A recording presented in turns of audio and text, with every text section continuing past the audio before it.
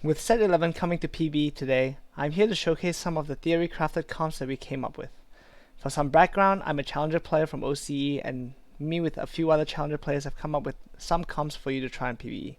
I've also made a spreadsheet, as you can see here, with a lot more comps, and it will be linked in the description below for anyone who is interested. In this first section, we're going to go through standard level 8 comps for people who like to play around forecasts. The idea behind Syndra is that she's a scaling champion, and her ability, every 2 casts, gives her an additional butterfly which she will throw at her enemies, which does additional damage. With this in mind, we would like to have Blue Buff, Gunblade, and Ashes. It's very similar to Ahri from set 10, if anyone's familiar with set 10. And we just have a strong frontline in the front to stall for as much time as possible. With that in mind, we have 2 different variations. We have the 6 Behemoth variation, where we just click all the Behemoth units, or we can drop the Malphite and Cho'Gath and get a version like this with 4 Behemoth. We're adding Janna and Elune, because Janna and Elune gives Invoker, and Elune gives attack speed to everyone in the same row, which in turn increases the number of casts. The Kayn Ashe board is very similar to the Ezreal Z board in set 10, if anyone is familiar with it. We have a backline carry in Ashe and a frontline carry or a bruiser carry in Kayn, and we'll be main tanking Nautilus.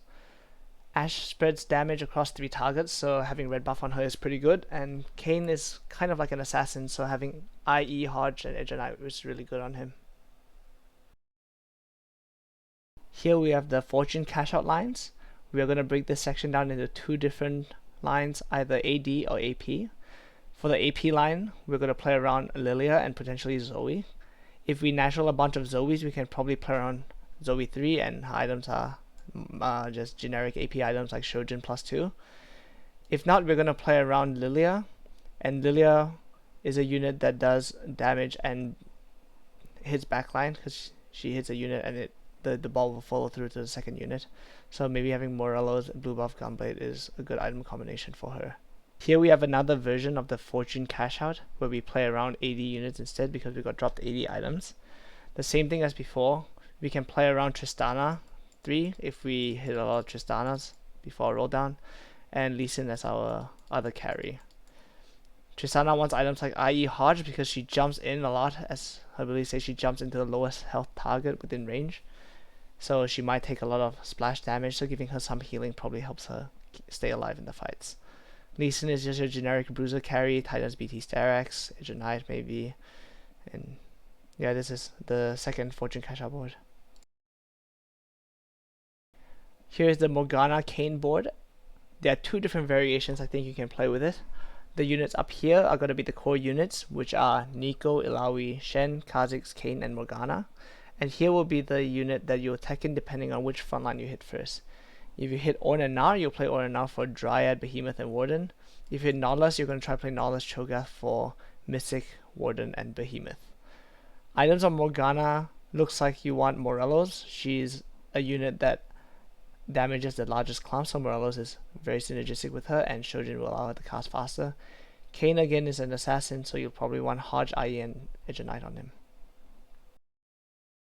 In this section, we're going to go through some of the reroll comps for set 11. This is Storyweaver Reroll, where we reroll Riven and Zyra. Riven will be our item holder for our frontline bruiser items, and Zyra will be the holder for our backline AP items. Storyweaver is the summon trait of set 11.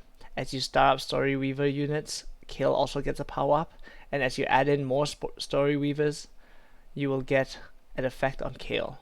If we look here on the Kayle's effect, for this comp we will want to get Talisman of 8, which gives you Shred and Sunder, and Scroll of Force, which makes the ability hit a wider area. The reason for this is that we don't want to build Shred, we need Shred and Sunder, and we don't want to build it on both our carries, so if Kayle can do the same job, that'll be better. Once we have 3-starred our Zyra and Riven, our goal now is to go up and drop Sivir to add Galio and Morgana. These 2 are just better quality units and gives us Bruiser and Sage. Morgana will be our anti-heal holder for this comp as she spreads it really well. Yone is a really interesting unit in set 11. His ability allows him to dash the furthest enemy within 3 hexes for 3 seconds, and each time he dashes, he gains 1 extra range on his hex. With this, we can see that normally with melee carries, we would want them to put them on the side in order to allow them to wrap into the enemy backline. So example is if the enemy front line is like this, once they kill the frontline units, they will start wrapping towards the backline units. So like so.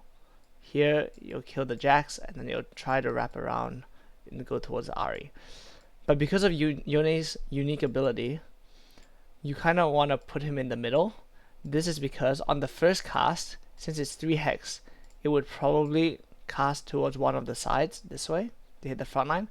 But on the second cast, since he's 4 range, or he dashes 4 hexes this time, it allows him to dash 4 hexes into this corner or this corner.